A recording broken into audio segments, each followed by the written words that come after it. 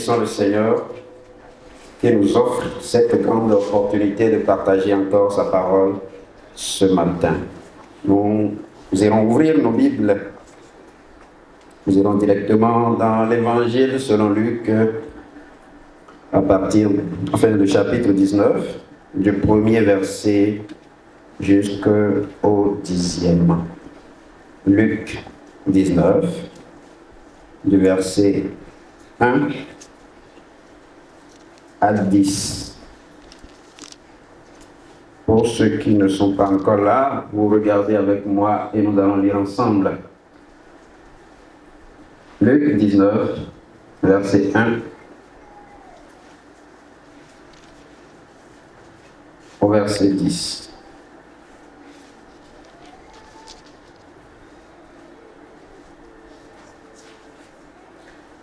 Jésus, étant entré dans Jéricho, traversait la ville.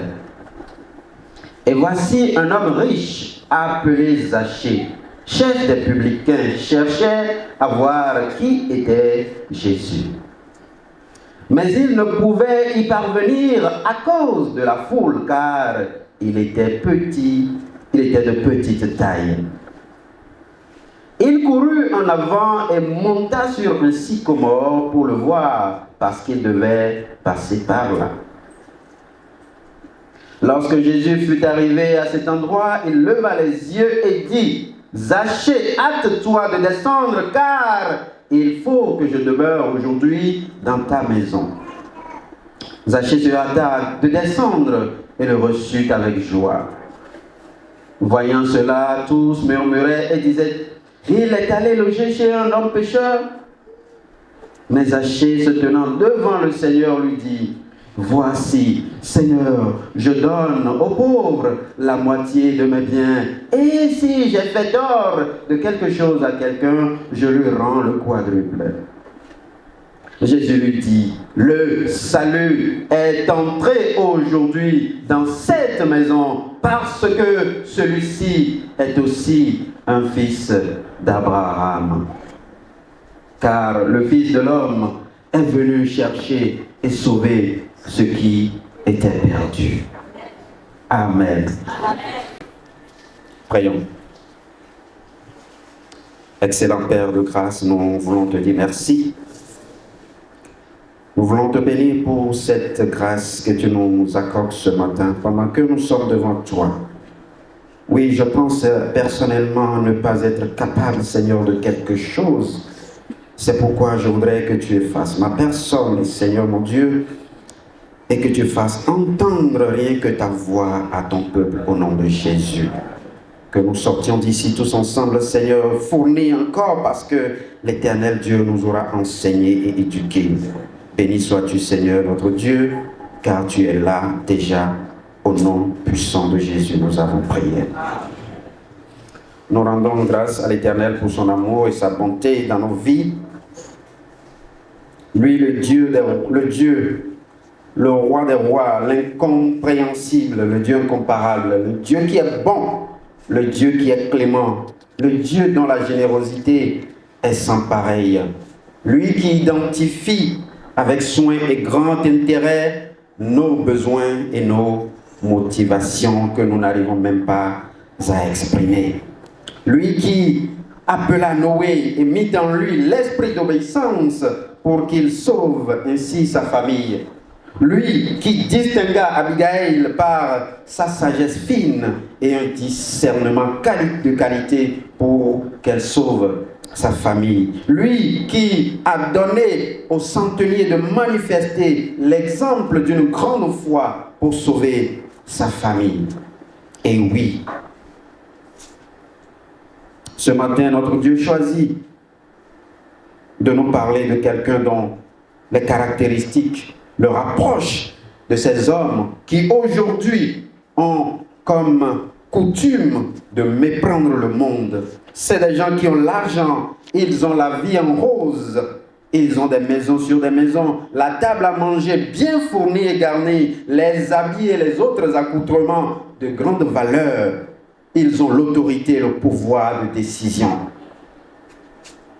Ce sont ce type de personnes qui aujourd'hui sont capables, oui, de créer, pendant que nous sommes au Bénin, on peut parler donc de ces conflits liés au domaine. Ils peuvent aller chercher des papiers fallacieux pour faire dégager une famille installée sur ses propres installations depuis des décennies. Ces gens d'hommes, ils sont nombreux. Et l'un d'eux que la Bible fait distinguer ce matin, c'est celui que nous avons lu tout à l'heure. Celui dont le nom est sorti à plusieurs fois tout à l'heure dans le texte que nous avons lu ensemble. Ce monsieur s'appelle Zachée. Zachée, oui, comme on l'a dit, pouvait avoir toutes les possibilités de manipuler les hommes. Mais quelque chose d'intéressant et de particulier va se produire chez ce monsieur. Nous découvrirons donc un Zachée riche, mais qui devient hospitalier et très bon envers les autres. C'est pourquoi le message de ce matin sera titré « Zachée sauve sa famille par son hospitalité et son altruisme ».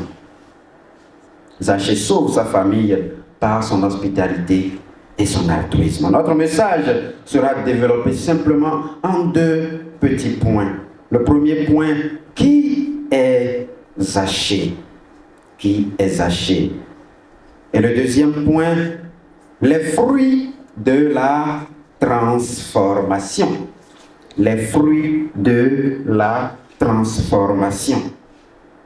Dans ce deuxième point, nous parlerons de l'hospitalité et ensuite nous parlerons de l'altruisme. Et enfin, nous allons conclure. Alors, qui donc est Zachée? Quiconque parmi nous peut dire qui et quel type de personnalité est Zachée? Oui, le texte de Luc nous relate que Jésus était de passage dans Jéricho. Il quitta le Jourdain à environ 2 km de Jéricho et il était en partance donc pour Jérusalem, la ville où il allait mourir bientôt. Arrivé dans la ville de Jéricho, il va se produire quelque chose. Il y a eu un mouvement d'effervescence et tout le monde a couru se planter aux abords de la voie. Que se passe-t-il donc? Attention, c'était Jésus, le Fils de Dieu qui était de passage. Rappelons-le, dans le chapitre 18, Jésus avait guéri quelqu'un, un homme atypique. C'était l'aveugle qui mendiait aux frontières de Jéricho. Alors, est-ce qu'après cela, après cette guérison opérée, Jésus a-t-il convoqué quelqu'un pour dire « rencontre-moi sur la voie de Jéricho » Je crois que non. Mais la foule était insupportable. La rue était bondée. Oui, en effet, les bonnes actions parlent toujours d'elles-mêmes. Alléluia. Elles se savent sans qu'on ait besoin d'un crieur public. Et dans cette foule, il y avait un homme. Il s'appelait Zachée. Dis avec moi Zachée. Et le verset 2 nous précisera qu'il est chef des publicains. Il est responsable des collecteurs, c'est-à-dire ceux qui collectent les tasses. Il est le responsable aux impôts et aux douanes, si vous voulez. Bref, il a un statut social bien important. Très bien important. Donc Zachée, avec tout cela, était donc très riche. Il était un homme riche. Zachée n'était pas bien vu. Et dans la société, on estimait donc que c'était un escroc. Au-delà de cela, Zachée ne prenait pas l'argent donc du peuple pour faire évoluer la ville de Jéricho. Mais au contraire, cet argent était remboursé ou était versé alors aux Romains. Quoi de plus pour qu'il soit méprisé? Mais à la fin du verset 2, on apprend que ce Zachée, au caractère et aux caractéristiques véritablement importantes dans une société comme celle de Jéricho, alors cherchait à voir qui était Jésus. Zachée aussi voulait rencontrer Jésus. Puissant, riche, autorité, comme lui. Alors, qu'est-ce qu'il voulait chercher? Qu'est-ce qu'il voulait trouver avec Jésus? Pouvait-on donc se demander. Et c'est là que la vraie histoire commence. Il avait cet intérêt envers la personne de Jésus. Et il va rencontrer, malheureusement pour lui, un grand obstacle. Impossible pour Zachée de voir Jésus, car la foule était assez nombreuse. Mais Zachée, lui, il était particulier, parce que sa taille ne lui permettait pas de voir au-delà de tous les hommes et de toute la foule. Eh bien, on peut se demander pourquoi Dieu aussi lui-même fait des choses pareilles. Pourquoi c'est celui-là qui devait chercher à le voir? Et pourquoi la foule ne pouvait quand même pas lui frayer le chemin? Je crois que c'est impossible lorsqu'on se rappelle donc de ces histoires, de cette dame qui cherchait à voir Jésus, cette dame qui souffrait donc de la perte de sang.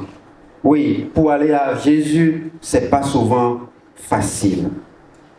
Alors, rencontrant cette difficulté, il aurait été facile pour Zachée d'abandonner. Mais son désir de voir Jésus était si fort. Il y a un adage burkinabé qui dit « Un seul coup de bâton ne tue pas le serpent. Il faut plusieurs coups. » Alors Zachée décide de trouver un autre moyen. Au verset 4 de Luc 19, nous allons découvrir que Zachée a commencé à courir devant toutes ces foules. Il cherchait donc à improviser son moyen de trouver Jésus. Il alla monter donc rapidement sur un arbre qui se trouvait providentiellement sur le chemin, afin de s'assurer de ne rien manquer par rapport à son objectif. Alléluia.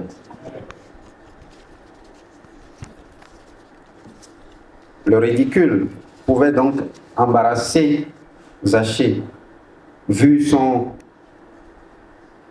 autorité au sein de Jéricho, vu sa posture. Comment un homme aussi puissant comme lui peut chercher à aller s'implanter dans un arbre? Il court d'ailleurs pour aller retrouver l'arbre. On pouvait se demander, mais quel est son problème? Il est devenu fou? Non. Zachée n'était pas fou. Il cherchait juste le moyen de voir l'homme le plus important. Il cherchait l'homme qui pouvait donc lui apporter quelque chose de nouveau à sa vie. Zachée va entendre résonner dans ses oreilles lorsque Jésus serait donc sous cet arbre. Il dira, aujourd'hui, je vais demeurer dans ta maison. Zachée descend donc de ce sycomore. Alléluia. J'imagine donc le cœur de Zachée sauter lourdement dans son corps et que son être entier puisse sentir une sorte de chaleur mélangée à une fraîcheur.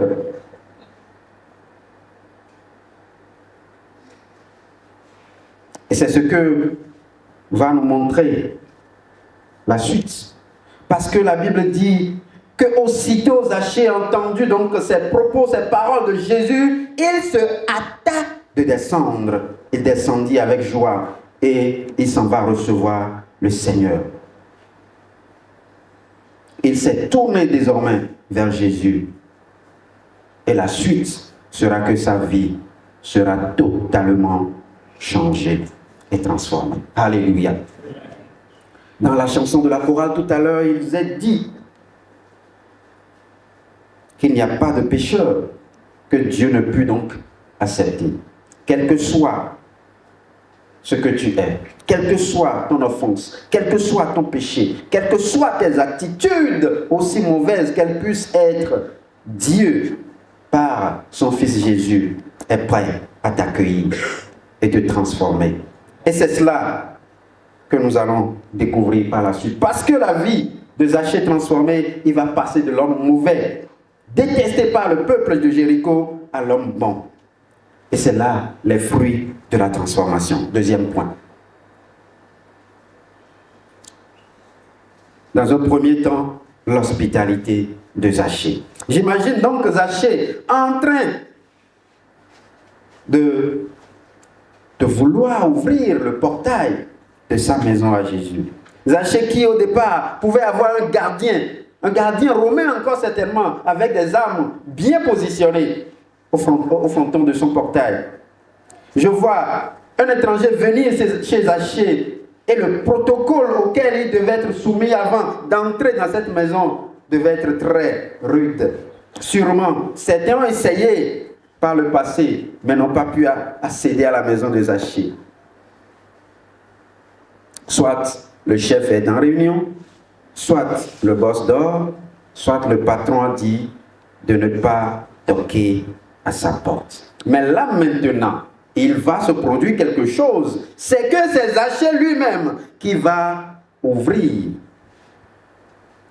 le portail de sa maison. Lorsque le maître dit « Toi, je demeure chez toi aujourd'hui », je vois comment notre Zaché d'hier cherche donc à libérer le passage pour que le maître entre. Et il dira donc au gardien, mets-toi de côté, aujourd'hui c'est moi-même qui suis aux affaires. Zaché devient hospitalier du coup et disponible pour manifester cette hospitalité, cette bonté de cœur envers Jésus.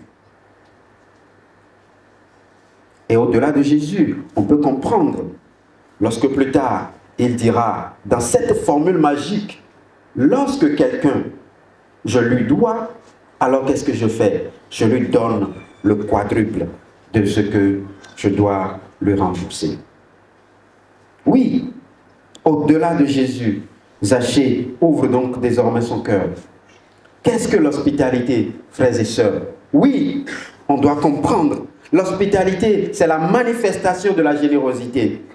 C'est la manifestation du bon cœur, de la bienveillance envers les autres, envers toute personne dont on ne veut forcément pas tirer un profit ou un bénéfice. Alléluia. Dans Romains 12, au verset 13, Paul pouvait écrire « Exercez l'hospitalité, pourvoyez aux besoins des saints. » Et dans Hébreux 13, verset 1 à 2, il est écrit « Persévérez dans l'amour fraternel. N'oubliez pas l'hospitalité, car en l'exerçant, quelques-uns ont logé des anges sans le savoir. » Oui, sans le savoir. Et 1 Pierre 4, verset 9 à 10, pourrait donc conclure, exercer l'hospitalité les uns envers les autres, sans murmure. Quelqu'un est sur ce passage? Sans murmure. Comme de bons dispensateurs de diverses grâces de Dieu, que chacun de vous mette au service des autres le don qu'il a reçu. Ainsi, vous serez de bons intendants des biens que le Christ vous a donnés. Alléluia. L'hospitalité, donc, est un moment de service tourné vers les autres. Une de nos motivations doit être l'amour. C'est un temps pour mieux se connaître, un temps pour mieux vivre la communion fraternelle, pour avoir le temps de discuter, de partager, de se conseiller réciproquement, échanger et de s'offrir ensuite un repas. Je vais entendre quelqu'un dire un repas. Oui, un repas. Oui, le repas ne veut pas dire prendre 2 heures, 3 heures, 4 heures pour préparer quelque chose. Non, c'est symbolique. Comme le disait tout à l'heure, Hébreux 13, certains ont logé des anges en exerçant l'hospitalité. Au-delà de la probabilité de loger donc des anges, c'est surtout que l'on reçoit pour bénir et partager ses biens avec autrui, avec quelqu'un d'autre. Quelqu'un avec qui nous n'avons pratiquement rien à recevoir en retour. Mais que parfois, nous pouvons être surpris de la façon dont finalement nous sommes nous-mêmes bénis. Oui, en exerçant l'hospitalité, l'Éternel nous retourne cela autrement. Mais le vrai problème, c'est qu'on ne doit pas être en train de s'attendre à ce retour. C'est pourquoi, dans la définition même déjà, il a été clair. Ne s'attendre à aucun profit. Alléluia. Ce moment de communion fraternelle est très important pour nous aujourd'hui. Je me rappelle qu'il y a environ 1 an, le pasteur Avocetien disait ici, lors d'un culte de Sainte-Seine, il nous exhortait à procéder, à ces genres d'activités et d'événements qui peuvent regrouper plusieurs personnes autour d'une assiette, autour d'un plat, autour d'un moment festif, pour partager donc notre communion. Ma question serait par exemple, combien de fois tu l'as organisé? Non, je me pose la question d'abord, pour ne pas vous vexer. Combien de fois je l'ai déjà organisé? Non. Je devrais plutôt demander, est-ce que quelqu'un, d'abord, se rappelle qu'il y avait un tel propos venant de l'homme de Dieu? C'est sûr qu'il y en a qui ont oublié. Combien d'entre nous alors se rappellent que le jour-là, malheureusement ou heureusement, cette exhortation du pasteur faisait suite à une prédication du pasteur Georges qui allait dans la même direction? Malheureusement. À vous qui vous en souvenez, que le Seigneur donc vous mette à cœur d'aller l'appliquer. Mais à ceux qui ont essayé d'appliquer, que l'Éternel fortifie votre obéissance. Amen. Et à nous qui avons oublié, que l'Éternel nous mette à cœur de nous lever pour prier pour nous-mêmes et que désormais nous puissions aller à l'application. Alléluia. Oui, c'est un peu drôle, mais en réalité c'est ça. Notre vie chrétienne n'est pas grande chose, mais c'est basé sur juste de petits actes. Et c'est ce que nous devons comprendre. On pourrait se dire, mais de quoi dispose-je pour offrir une telle communion avec mes frères et sœurs? Il ne s'agit pas de vendre ni d'exposer toutes ces possessions, parce que quelqu'un dira, je n'ai pas de bonnes assiettes, je n'ai pas de bons plats. Non, le cadre dans lequel tu es et tes conditions suffisent largement pour que tu partages avec un frère ou une sœur ce que tu as de plus modeste. Ce n'est pas une opération de charme.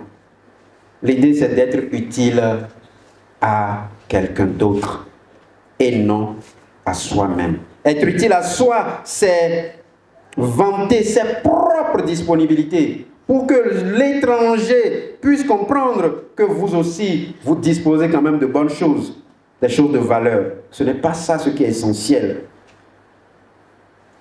Si vous réfléchissez à cela comme ça, alors vous avez oublié le bon sens de l'hospitalité. C'est plutôt une disposition de cœur et d'esprit à partager avec les autres. Oui, mais aujourd'hui, on comprend que ça peut être un peu compliqué parce qu'il y en a qui abusent. Ils peuvent abuser. Je ne vais pas, être direct. Oui, peut-être que vous en distinguez déjà.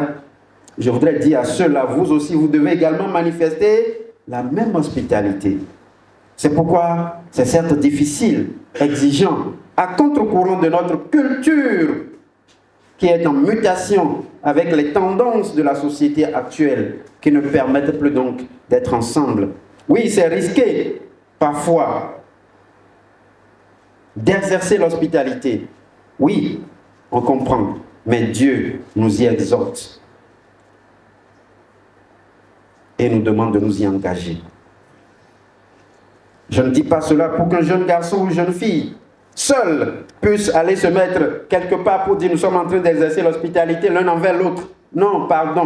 Il ne faut pas nous créer encore d'autres problèmes.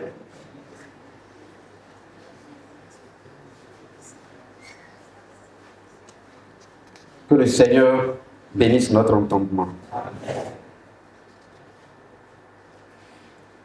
Aujourd'hui, nous pouvons voir, au-delà de l'hospitalité, un autre caractère Un autre élément important qui puisse également aider dans notre vie, dans la manifestation de notre vie chrétienne, c'est l'altruisme.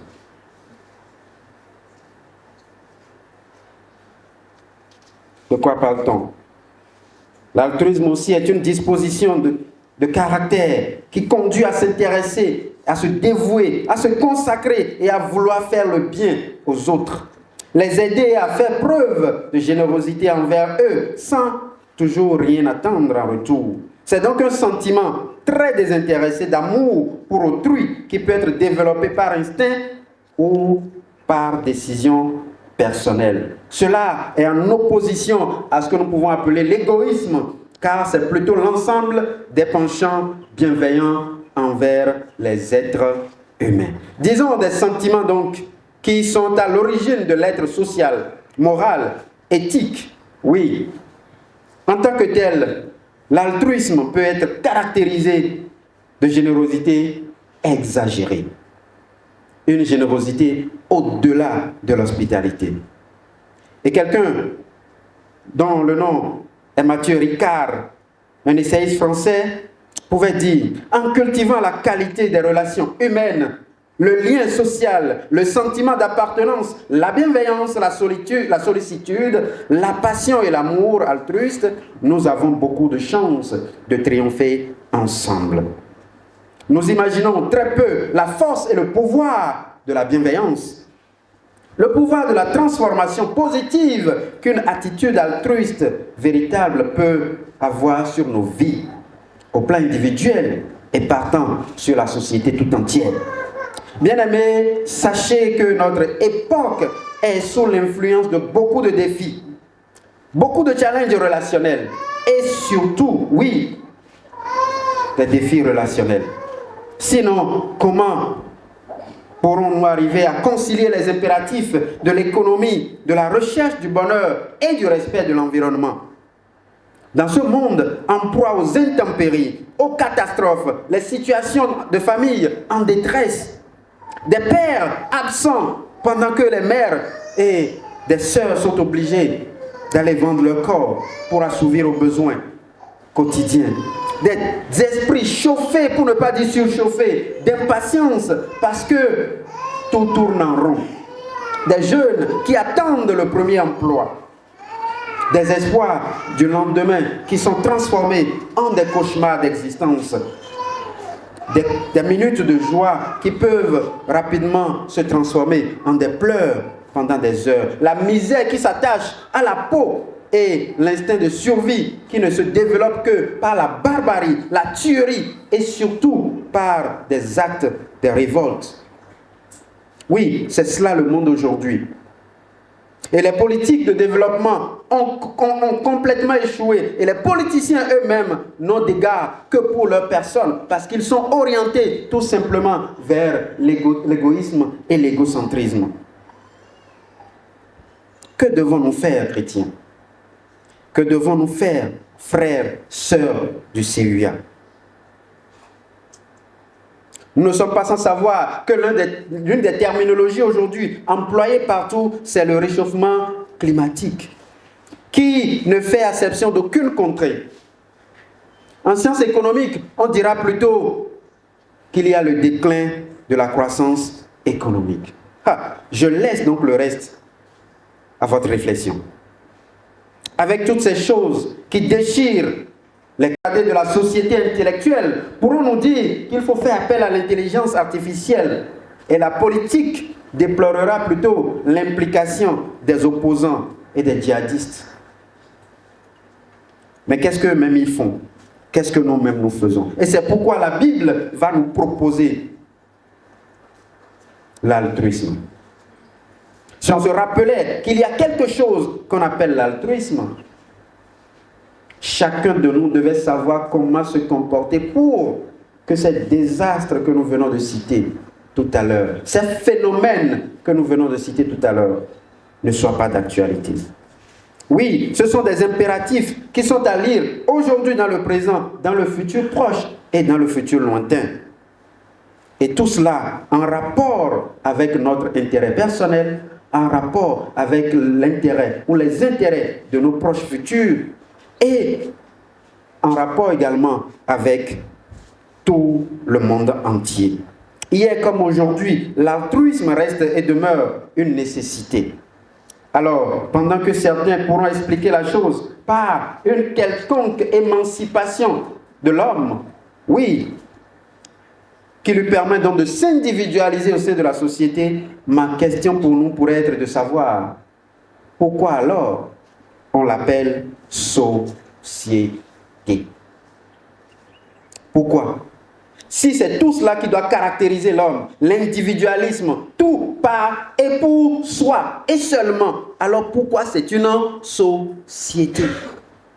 Si alors une société se définit comme un groupement d'individus d'une même espèce qui présente une structure sociale caractéristique, quelle est alors la caractéristique au sein de la société humaine, si ce n'est que l'individualisme?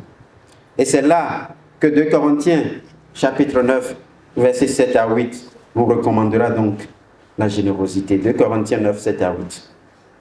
Une étude a montré que les Japonais ont une durée de vie plus importante. Et pour quelle raison? Tout simplement parce qu'ils partagent. D'ailleurs, ils naissent, ils vivent ensemble, ils partagent leur joie et leur peine. Et ils meurent ensemble. Oui, et partager leur joie et peine nous rappelle une chanson dont notre chorale est devenue la vedette désormais. Cette chanson de Gégé Viquet. Ils partageront leur joie, ils partageront leur peine.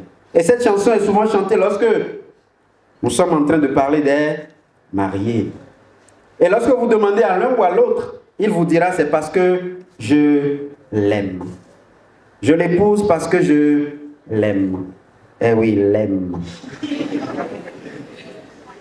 Mais en tant que chrétien, lorsque Dieu devra manifester son amour pour la première fois envers nous, oui, dans Jean chapitre 3, le verset 16, la Bible dit « Et Dieu a tant aimé le monde qu'il a fait quoi? Il a donné. » On souligne le verbe « donner ». Il a donné.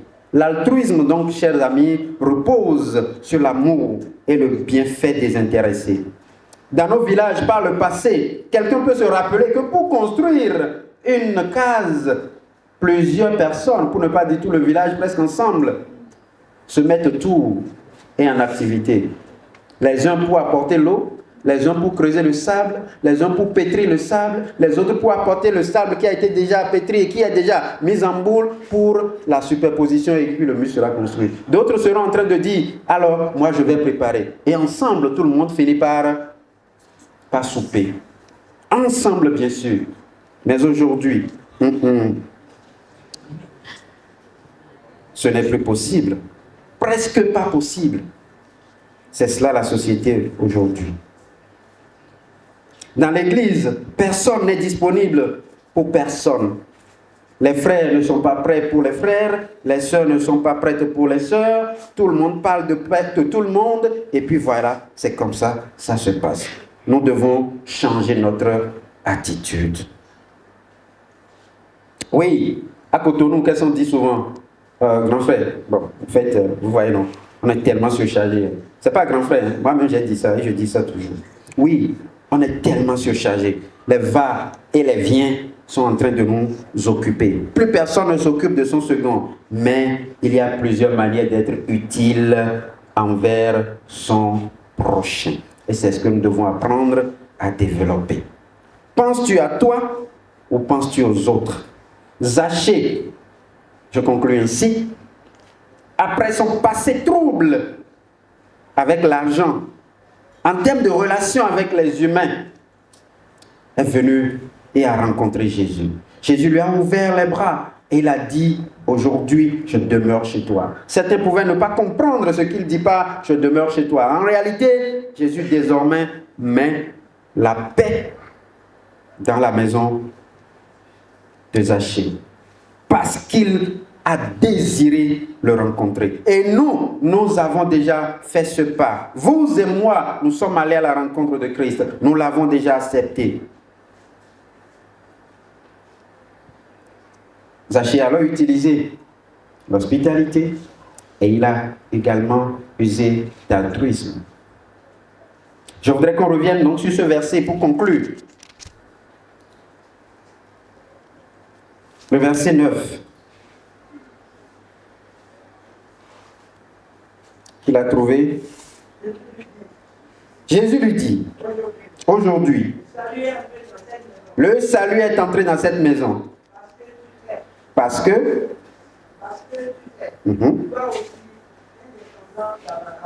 Alléluia.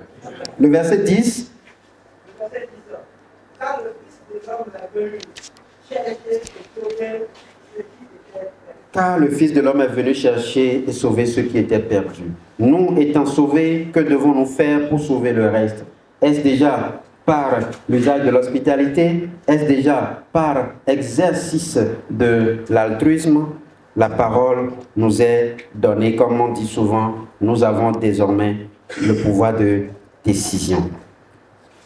Zaché, j'allais dire, a décidé et sa vie a été transformée et il a pu transformer également le monde autour de lui parce qu'il a rendu ce qu'il devait rendre et il accepte désormais tout ce qu'il devait accepter.